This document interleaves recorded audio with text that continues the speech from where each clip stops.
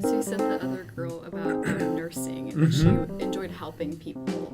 Right. So once she discovered she didn't want to be a nurse, how did you take, what was the next step that you took? Yeah, that's a great one. Well, yeah, part of what I said then was also then a pivot point that I'm going to do is, first off, I'm really going to kind of affirm her for being clear.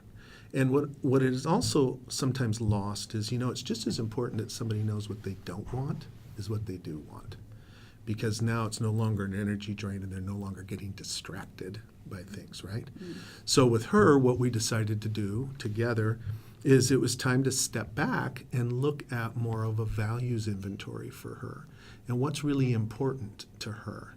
And then we could also, from there, we'll pivot off of it and do more of a transferable skills and kind of an areas of expertise blend that I do with students. And just briefly, what, the skills are about the verbs. These are about the things that you do in performing a duty. So that the verbs of the duty, the focus of the duty then is whatever expertise you have. So like in her case, and this was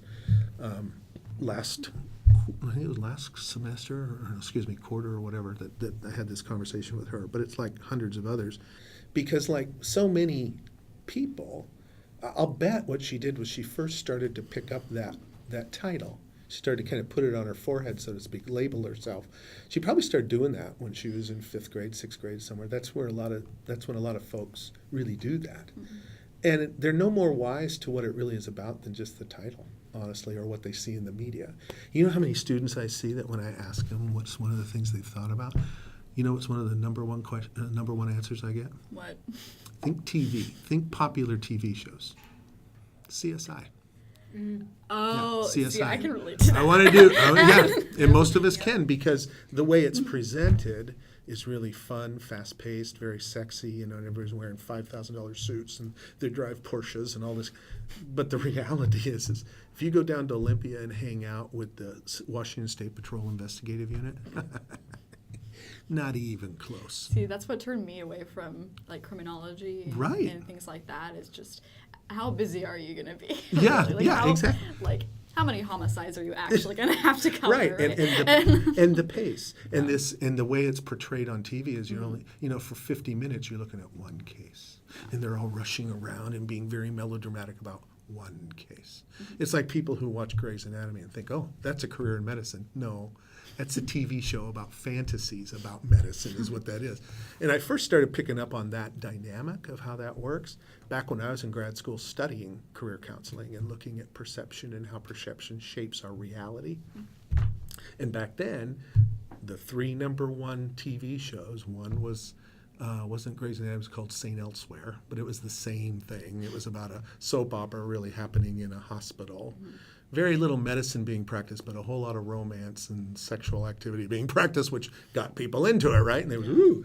And then another one was called Hill Street Blues, which is a big TV show. And the last one was, I think it was called L.A. Law or something like that. So it dealt real close with Hill Street Blues, and that one was about police, the other one was about courtrooms. Mm-hmm. But if you look at melodramas that have been really popular over the course of TV, I mean, going back to Perry Mason and Ironsides and all that, which your young kids wouldn't know about, but you can look up and it's there. But it's always about those professions that get really dramatized. But when you go and actually hang out with lawyers, or you look at what it takes to go through med school, or like a police officer, you find out the only thing that's similar are the names they use, some of the titles, and after that, it's just all hocus pocus, right? Mm-hmm. So coming back to this young lady who thought nursing, it was like once her bubble got burst from the inside, and that's what was so powerful to me, was it wasn't like people trying to talk her out of it, like, oh, honey, you don't make enough money, or you're going to work 60, 70 hours a week, or you got to go to school for all this time, and how are you going to pay yourself back? See, those, when I hear people saying that, then one of the things I'm going to walk through with them is, whose voice are we listening to? Is that really yours, or is it Uncle Harry or Grandma or your fiance? In other words, who's trying to throw water on your passion there? Mm-hmm. That's what I'm looking at there. Versus, like in her case, it was for real. I hate blood, and needles scare me. Well, You can't get any more real than that, right, when it comes to nursing. So for her, then, it was also about, like I said, looking at values and looking at what were the things that she was attracted to as it was reflected in nursing. Mm-hmm. Because the truth is those values and those motivations, if they're truly hers, they're going to shine through in everything. Mm-hmm. So then I want to investigate that with her. And with her, what it was about was really getting into, she really did love kind of the thrill of the investigative hunt, like scientists do. Mm-hmm. And she really was all about helping people.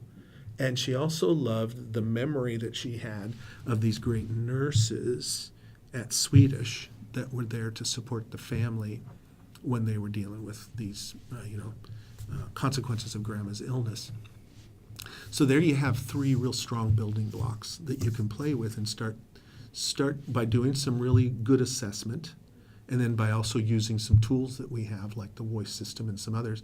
You can actually start to put those pieces of the puzzle together and realize you've got 20, 30, 40 different possibilities that had nothing to do with needles and blood, So that's how that kind of path normally unfolds for me. With that is to keep your eyes on the prize of what do we know is true. Let's keep clarifying that, and then thinking in terms of so these other variables around it, like values and motivation, and how the transferable skills and the areas of expertise link up to shape duties you'd love to do. Then it's really about figuring out, okay, who does that out in the world of work? In other words, who matches you? And then discover the yellow brick road. How do we get there?